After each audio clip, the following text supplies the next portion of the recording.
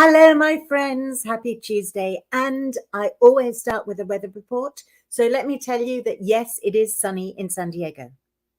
However, it isn't exactly blue, the sky, which is what we're used to here. It is still a little on the grey side, and it's breezy. So although I might look as though the weather is incredibly hot, because I don't seem to be wearing much, it's not as hot as you'd think, as it should normally be. Having said that, I remember when I arrived here, everyone told me all about May grey and June gloom, and that definitely seems to be the pattern for this year, for sure. So today's subject is the value of the people around you. I don't know if you remember last year in June, almost a year ago, I suddenly came up with this, I was going to say amazing idea, but maybe I'm the only person who thinks it was amazing. This idea of talking about the value of something. And I did a whole series of the value of this and the value of that and the value of the other, because we often don't actually sit down and look at how valuable things are to us. And it occurred to me that this is exactly the same.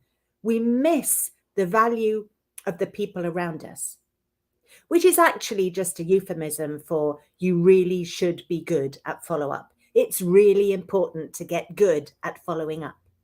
So before I dive into that, let me tell you who I am and what I do. I am, just in case you don't know me, I am Andrea Kuchin. There you go. There it is on your screen.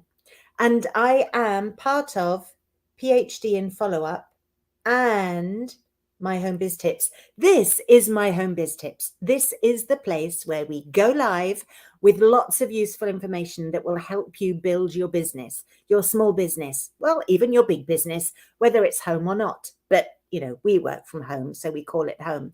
The umbrella of that is PhD in follow-up, and that's the important thing. Now, to learn more about me, go to phdinfollowup.com/Andrea Kuchin. Okay, phdinfollowup.com/Andrea Kuchin. And you'll get some information about me there, all the things I do, lots of links and so on. If you want to email me, if you've got any questions as a result of what I talk about today, it's Andrea@phdinfollowup.com, Andrea@phdinfollowup.com. You can also text or call me on 858-252-1190. There you go. Yes, I'm in San Diego. 858-252-1190. And if you're not in the Facebook group already, because you might be watching this in YouTube or you might be watching it on LinkedIn, then here is our Facebook group. As you can see, we're talking about PhD and follow-up, following up with your clients. Why is that important? Because it will give you more loyal customers, more referrals, and more closed sales, right? So that brings me very neatly to why we're talking about follow-up today, why it's important to be a PhD in follow-up. I don't know why I keep leaning back to do that. It's actually, it's right there. I could go right forward and do it. Anyway, so following up, the people you know. I remember years ago, and this is when I was studying, this is long before they'd even thought of the internet, let alone put it out there. I remember being told that by the time somebody reaches the age of, I think it was 20, they know approximately 2,000 people. And I was thinking about that in terms of my daughter, in terms of the people that we met before she went to school, some of whom we're still close to. In fact, she's still connected to her oldest friend she met when she was just over 2 years old, about 2.5, even though they moved to a different state about 10 years ago or even more. Yeah. Anyway, whatever. So there were those people. And then there were the people when she went to kindergarten who she's not in touch with all of those anymore because she moved to a different school, although she's still on social media connected to some of them. So she did kindergarten in one school, and then she did her elementary school years in the area that we live, because we moved. So then she went to middle school, and the middle school had kids from several different elementaries. So she met new kids at middle school. Then she went to a high school that's not in our area. She opted into somewhere further north. So that was another whole set of people to get to know. And meanwhile, she's been on Snapchat and TikTok since it used to be called Musical.ly long ago. Well, long ago for her anyway. And she's about to turn 16. So I'm thinking 2,000 people by the time she's 20 actually does make complete sense, because then she'll go to university. And of course, nowadays, I think it's a lot more people because of social media. Now, when you join an MLM company, I don't know if they do this in affiliate sales. I think affiliate sales is much newer, and I think it exists because of the internet. So it's probably not the case. But when you join an MLM company, or when you used to join them, a long time ago, they would make you sit down and write down a list of 100 people that you could talk to about the business. And one would be inclined to put people one knows and likes first, thinking that, they'll help out by buying something or whatever it is, which sometimes works and sometimes doesn't. And when they first give you that piece of paper, you think, oh my God, 100 people. But I remember doing that a few years ago, not long after I've moved to the States, when smartphones were still very new. And I remember at that time, I had something like 690 names in my phone. And that was before I'd even done a proper business, certainly before I'd done it in this country. And everyone went, oh my God, that's a huge number. You're going to skyrocket this. I didn't at that time. And I'd completely forgotten that, actually, when I started this conversation. But it does show the number of people that you know. Now, since then, my list it's crazy, the number of people I've got phone numbers or email addresses for, right? One way and another. Some of them are customers or clients, or people who might have become customers or clients that I had a conversation with, or they're other people's customers and clients who've called me for some reason with a question, or they're people who've subscribed to email lists, that kind of thing. I don't buy lists. I've never bought lists. I've never needed to buy lists, and it's not something I teach. Although I know there are people out there who do, and I've got nothing against it particularly. I've got nothing against it at all, actually, but I haven't done it. What I have done is stayed in communication with people. And that is follow-up. And that's what we teach. And that's the subject of today. The subject of today is the value of the people you already know. Because let me tell you what happens. And I've done an experiment recently. February and March, I did a scientific experiment that had very interesting results, actually. So I try to keep in touch with everybody.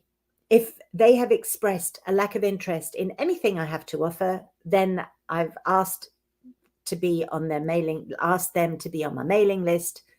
If they have a business, I'm on theirs. We're Facebook friends. We sometimes communicate through Facebook. If they put something amazing on Facebook, I'll send them a card. That's what I normally teach. We have a whole strategy around following up. But the point I want to make is that when we go to events and meet people, whether they're on Zoom or whether they're in person, we're at these events as business owners wanting to meet people. And we go in with a very blinkered viewpoint, and we must change our viewpoint. That blinkered viewpoint doesn't work. And the blinkered viewpoint is, I am here to sell.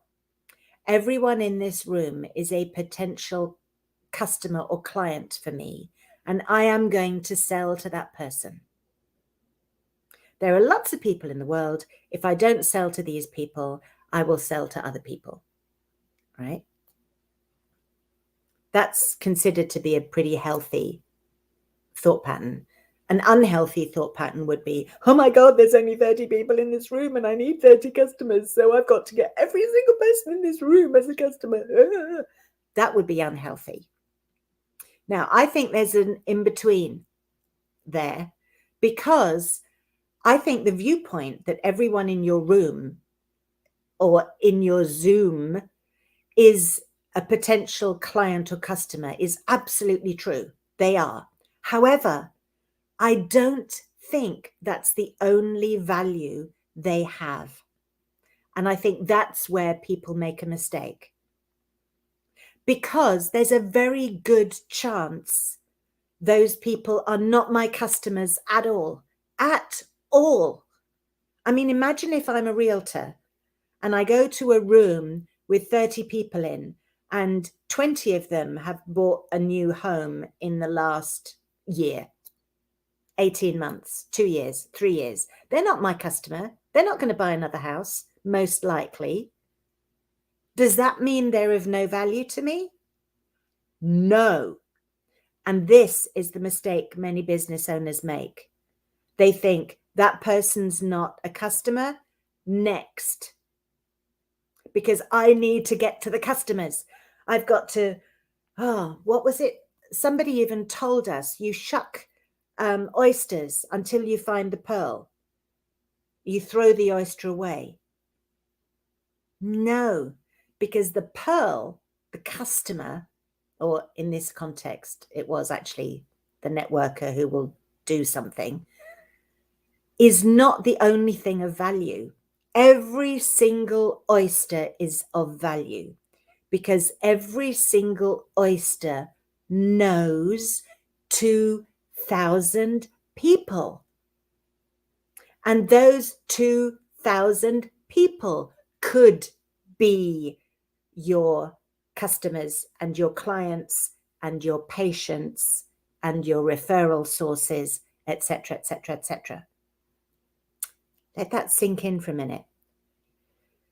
So if we're assuming, as we did earlier on, that by the age of 20, everybody knows 2,000 people, every person that you know knows another 2,000 people, because we're going to estimate conservatively, right?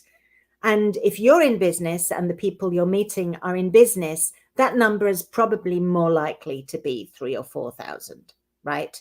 And you can ignore the original 2,000 because those are people who are mostly family and friends, and most people, contrary to popular belief, don't actually do business with their family and friends because they're trying to do business somewhere else and not irritate their family and friends all the time. Okay? So, and they possibly wouldn't refer family and friends to somebody else. That's just the way people are. So we're looking at a broader scope. But if you took the viewpoint that everyone in that room or that Zoom room is the equivalent potential even of 100 people, even 10 people, that changes things, doesn't it? Because if everyone in the room is worth 10 people, then a room of 30 people is suddenly 300 people. Okay, so the next question is, great, how do I meet them? These 10 people or 100 people or even 1,000 people that these contacts might introduce me to. Well, you start by building a relationship with the contact, right? This isn't about business. You're not selling your business to your contact. You're building a relationship with your contact, right? Which you will do by saying, This is what I do in my business. What do you do? What kind of people are you looking for in your business? Who's your ideal client? What problem is your ideal client trying to solve? And you take note, you write that down, right? Then you become a marketer for them. Yes, I know, it takes time. They're not paying you. They are indirectly supporting you though, because you take a few of those people, because there will be people with whom you click. There will be people with whom you don't click. I'm not suggesting you work with people with whom you don't click. But out of those 30 people, there'll be maybe only 3 with whom you really click. And those people you connect to big time. The others you don't have to connect in such a big way. And you can decide for yourself. And this is what you do. You email them your information. You ask for their information. You make sure that you've got their phone number, that you've got their email address, that you've got an address that you can mail something to, right? You can even say, I need your mailing address because I reward referrals. Put the idea in their mind. Referrals. Then you Facebook connect with them. You LinkedIn connect with them. Those are the 2 big ones. LinkedIn is becoming even more popular. I'm getting much more activity, questions, referrals, connection requests on LinkedIn than I have before. Even through COVID, LinkedIn was still relatively quiet and it's getting quite noisy. I know there are people out there who've got new programs that are enabling people to send messages, and I can see that that's happening, and that's fine. That's a way of doing it. You connect on social media with those people, and then you communicate with them. In other words, you support them. In other words, you connect with them. So if somebody posts something you think is funny, you comment or you share. You bring them to the attention of your people, right? You invite them to join your group, your Facebook group that you've got. You invite them to refer people to you. And then you pay them in some way. You reward them in some way. You give them an exchange in some way. Now, some of my clients just send brownies out or Starbucks cards out. Some of them actually pay money to people for referrals. But you'd be surprised how inspiring things are rather than money. It's a very strange thing. People respond better sometimes to you sending them a book or a coffee mug or, some brownies than they do to sending $50, even though $50 is way more valuable. Somehow they respond more to the more personal connection. Right. So this has become much bigger than it was supposed to be already. I do like talking. And I hope there's some value in there. But what I really want you to understand is that when you meet people, they are not only potential clients. They are potential referral sources. And then on top of that, they're also potential opportunities because you don't know what they're doing. They don't know what you're doing. And they might know something, have something that you can use in your business that can help you make money in some way. So don't say next and dismiss people. Make your next mean put them in the next step. In other words, I've looked at them, I've gone through them, I've assessed they're not a client for me right now. Put them in the next bucket, which means they could be a client in the future. If that turns out not to be true, put them in the next bucket, which means they could be a referral source, or the next bucket, which means they could be an opportunity source or something like that. Don't dismiss people. When you then go through your list of people periodically, which you will if you're using, a good follow-up system, and you just check in on people, you'll remember people. You'll be remembering their birthdays. They'll come to mind. You'll come to their mind because you remembered their birthday. That opens communication again. And no, you don't have to send a card, especially if you don't have an address. You can send a text message. Just remember that doing it on Facebook doesn't have the same impact, because the reason you did it on Facebook was because you saw other people doing it and Facebook reminded you it was their birthday. Whereas if you send a text, that's something that you had to initiate yourself. And if you send a greeting card, you had to do that days before. So that initiates that too. Anyway, these are strategy conversations to have later on. Excuse me. The point is, people who will make you money if you communicate with them. It's a lot easier. I'll repeat that. It's very important. It is a lot easier to make money that way than by trying to find new people. If you don't have a place for people to connect with each other, make one. Make a Facebook group. Okay, I'll talk more about making Facebooks one day, possibly, or refer you to somebody who knows more about making Facebook groups than I do, and managing them and generating leads from them. But just think in terms of a person having more value to you than just being a client, and see how that changes things, because you'll be amazed at how many more clients come to you. This is why networking is so important. This is why following up is so important. A whole industry was based on the fact that somebody might know somebody that might be a customer for you. A whole industry was based on that.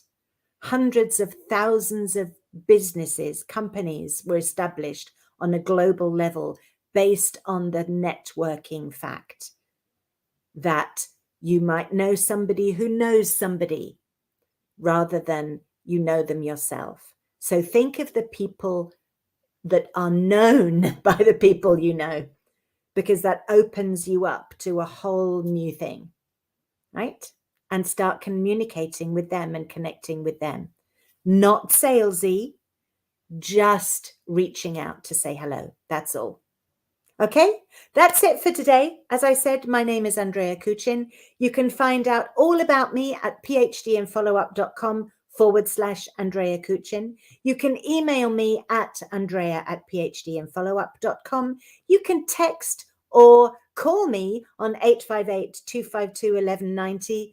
And to interact with us live, join the Facebook group. To interact with us live, join the Facebook group. Just go to Facebook and look up PhD and Follow Up. There's a page and there's a group. You'll be easily be able to tell which is which. The subtitle is More Loyal Customers and Referrals for Busy Business Owners, because we know we're all crazy busy and we don't want more to do. We want less to do and more money coming in. And that's the purpose of me talking to you here these Tuesday mornings.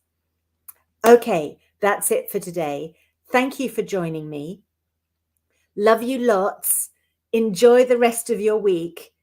Reach out if you've got questions. Seriously, there's no such thing as a silly question in my philosophy, in my life. I'll see you next week. Take care. Bye-bye.